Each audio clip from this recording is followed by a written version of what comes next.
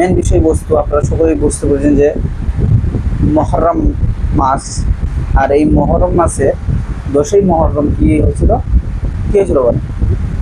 হুসাইন রাদিয়াল্লাহু তাআলা আনহু শাহাদাত বরণ করেছে, মানে শহীদ হয়েছে।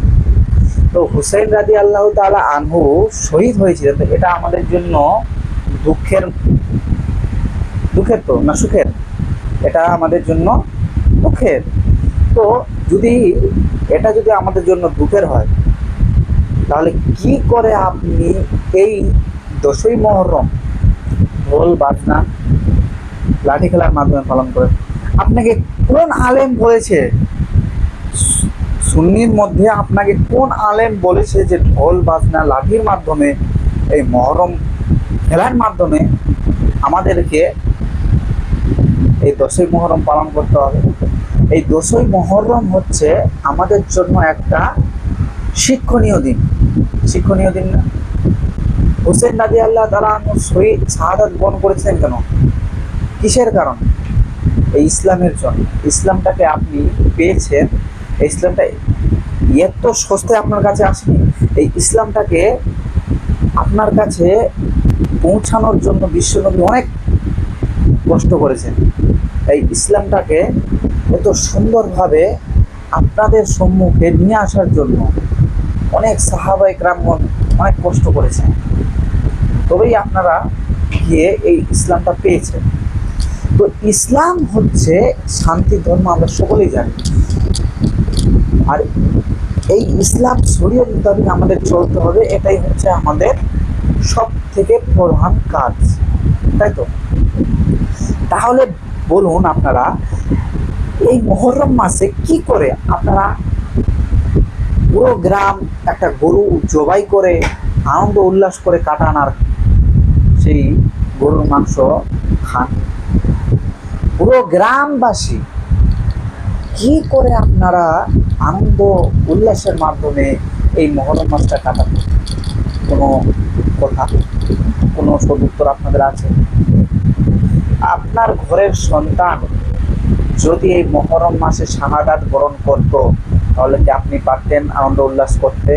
আপনার ঘরের সন্তান যদি এই মহরম মাসে ইন্তেকাল করতো, পারতেন? মনে পড়তো কি পড়তো না? পড়তো।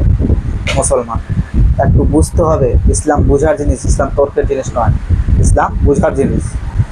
সুন্নির সব থেকে বড় আলেম যারা রয়েছে, মুহাদ্দিসিনে গোনার যারা রয়েছে, মুফতি যারা রয়েছে, তিনারা সকলেই বলছেন যে মহরম মাসে লাঠি খেলা যাবে না, এটা সম্পূর্ণ শরীয়ত বিরোধী কাজ, নাজায়েজ।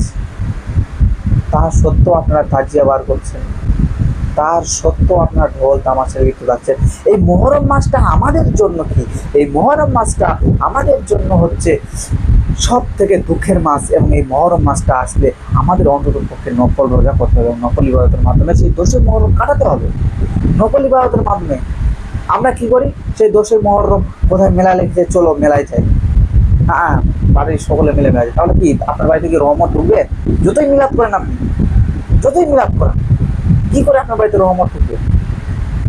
হ্যাঁ, মুসলমান একটু ভাবতে হবে যে এই মহরম মাসে আমাদের কি করণীয়, আমরা করছি। মহরম মাসটা হচ্ছে আমাদের জন্য একটি শিক্ষণীয় মাস। আমি প্রথমে বলছিলাম কেন শিক্ষণীয় মাস? শিক্ষণীয় মাস এই কারণে যে এই মাসে আমরা শিখেছিলাম কিভাবে যুদ্ধের ময়দানে নিজের সাথীদের ছেড়ে আসতে হয় না।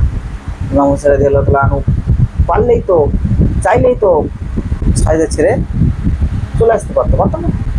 তাহলে তিনি এটা করেননি। মুসলমান একবার ভাবুন, সেই প্যারা নবী মুহাম্মদ রাসূলুল্লাহ সাল্লাল্লাহু তাআলা আলাইহি ওয়া আলিহি ওয়াসাল্লাম আমাদের জন্য কতটা কষ্ট করেছেন। নিজের প্রিয় নাতিকে তিনি ইসলামের খাতিরে কি করেছেন? শহীদ করিয়ে দিয়েছেন। তিনি জানতেন না? তিনি জানতেন, তা সত্ত্বেও পুরো বিশ্ববাসীকে দেখিয়েছেন যে আমার নাতি হুসাইন রাদিয়াল্লাহু তাআলা আনহু, আমার নাতি কিভাবে বিশ্ব উম্মার জন্য শাহাদাত বরণ করেছে। ইতিহাস বললে আপনারা বুঝতে পারবেন যে মহরম আমাদের জন্য কতটা দুঃখনীয় মাস এবং কতটা শিক্ষণীয় মাস। মহরম হচ্ছে এমন একটি মাস যেই মাসে ভালো কিছু ঘটেছিল, যে মাসে আদম আলাইহিসসালামকে প্রথম পৃথিবীর জমিনে আল্লাহ তাআলা প্রতিনিধিত্ব করতে পাঠিয়েছিলেন, যেই মাসে আদম আলাইহিসসালামকে আল্লাহ তাআলা কি করেছিলেন, জান্নাতে প্রবেশ করিয়েছিলেন, যেই মাসে প্রথম কি করেছিলেন, এই মাসে আল্লাহ তাআলা নূহ আলাইহিসসালামের জামানায় মহাপ্লাবন করিয়েছিলেন, যেই মাসে আল্লাহ তাআলা মুসা আলাইহি ওয়াসাল্লাম এবং তার সাথীদের ফিরআউনের হাত থেকে বাঁচিয়েছিলেন। এই মাসটা আমাদের জন্য সুখের আবার দুঃখের, কিন্তু আমাদের জন্য দুঃখের সব থেকে, তার কারণ শেষ নবীর উম্মত আমরা, আর শেষ নবীর উম্মত যেই কারণে দুঃখিত, যেই কারণে